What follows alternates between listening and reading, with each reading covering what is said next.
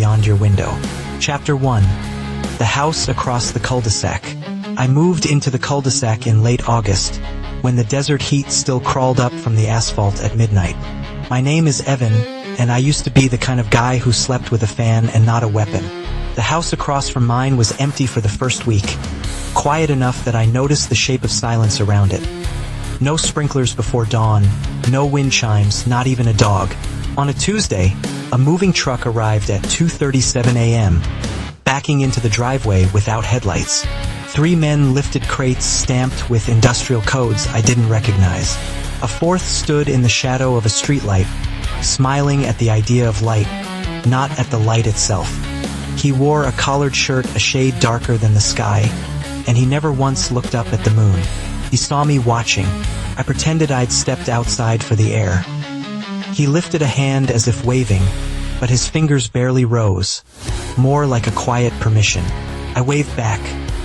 He spoke to the movers without bothering to turn his face toward them. They carried a door-sized object wrapped in gray felt and took turns avoiding its reflections in passing car windows. When they were done, the new neighbor stood in the driveway and breathed out like a priest after a sermon. The next morning, the windows of the house wore blackout film as dark as graves. Our HOA group chat gossiped like moths around a porch bulb.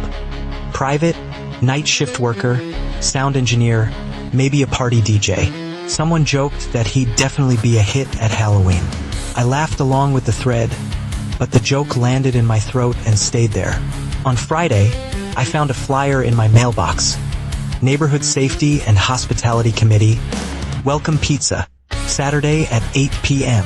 By then, I'd noticed odd gaps in sound from his house, like a muffled throb of bass filtered through a heavy curtain.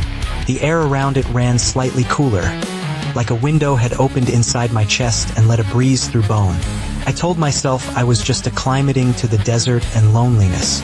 It had been a dry summer for simple explanations.